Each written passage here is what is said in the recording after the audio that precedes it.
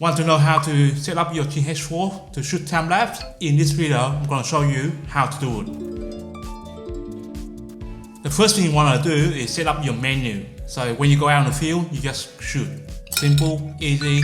I'm going to take you through the setup menu, okay?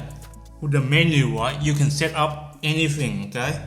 You can set up the ISO, the white balance, aspect ratio that you want to shoot with. So set it up first, okay, in your camera, so you know what to shoot.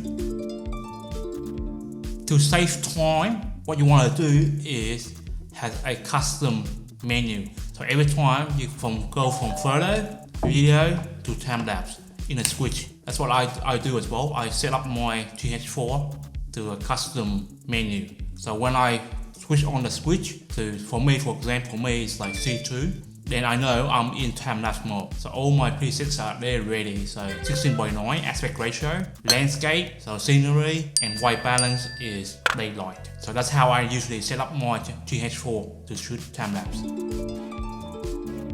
Deciding how long your time-lapse should be, it's really a personal thing, okay, and how long you want to shoot as well. So because time-lapse takes time, okay, it's not a quick solution, okay, it's not like a record button. You can record, you know, how long is whatever you record, okay. With time-lapse, you're compressing time. The key word is compressing time. So think in that term. Now I have a rule that's 8 seconds. I call it the 8-second rule. So when you do time-lapse, the end result is to make into a movie, a short clips. 8 seconds I found to be the right amount. It's long enough to do all your cut in between. Usually with any video cut, 8 seconds is very long. There's enough between the beginning and the end to do your cut, and it's long enough to you to play with in your editing software.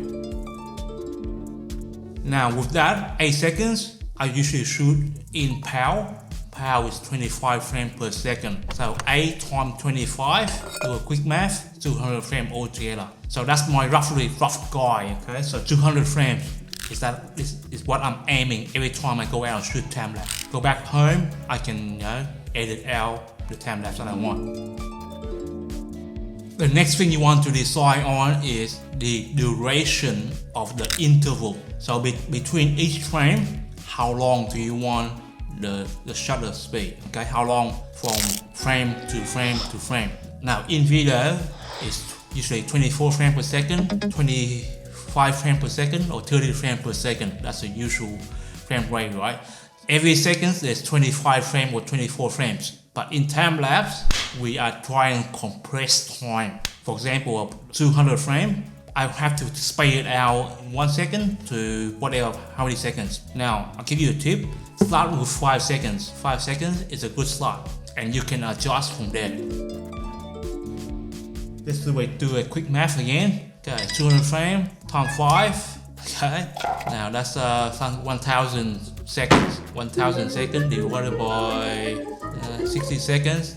You do the math. And that's how long it will take you to do your time lapse sequence. So think about that when you do your shooting. The next part is the shutter speed. Now the key to any good time lapse is keep your shutter speed low. I mean, like the golden rule in video is you can have to double your time, your frame rate, right? So if you shoot at 25 frames per second, you have to double your shutter speed, right? That means like 1/50 of a second. Now in time lapse, the same principle can be applied. So what you do is you want to keep that shutter speed 1/50 or lower. Sometimes you have to use ND filter to keep the shutter speed low, but depends on the condition out in the field. That's what you do. The ISO is the next thing we have to consider. With the ISO, I try to keep as low as possible.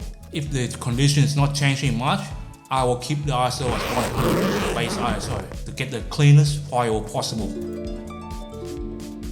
Condition changes out in the field. The exposure triangle balance, okay? So you have to dance your tango, okay? To those 3 variables to measure light. Basically, the exposure triangle is what? It's measuring light. We're measuring light with those 3 variables. So keep that in mind. Know your exposure triangle and you are halfway there to become a great time-lapse shooter. The JPEG example, when you do your normal JPEG, is when the sky out there is not changing, the exposure is not changing as much. What you want to do is shoot in JPEG because you will not do any post-processing. So in a daylight environment, usually from 7 AM to 5 PM. So the sun rises already, so it would not completely change our exposure. And that is when when you want to do JPEG only. The other example that you could possibly use is the Holy Grail. The Holy Grail time-lapse is when you have from a daylight to nighttime or nighttime to daylight. Now that is when you have to change your exposure triangle very constantly, and that is more advanced in this tutorial, but I will have another time for you in another time. Okay, the Holy Grail is the time lapse that we all want to shoot. It's a more challenging time lapse to do, but it's well worth the effort. Now, if you've done just a normal time lapse, right? You want to create the time lapse in camera, and the GH4 can do that easily. Now, if you set up your GH4 right, you can, after you finish your time lapse, the camera will ask you, do you want to create a video straight away? Now, if you click on yes, then the camera, the GH4, will create a time lapse in camera for you. And most Lumix camera can do that. From the GH4 onward, all the Lumix camera can do that. So that's the reason why I like the Lumix system, because it can do time lapse in camera. Want to know how I do it out on the field? You can watch this video here, okay, where I go out on the field and you can see me in action. It's best to learn from there. I'll show you the way I did the shooting, then I'll show you how I create a time lapse in the camera. My name is Trevor Chow. I'm a TimelapseNuts. So you are learning from the best, my friend. If you haven't subscribed yet, please consider subscribing to my channel. I make this great content for you. I'll see you next time with another video. Bye.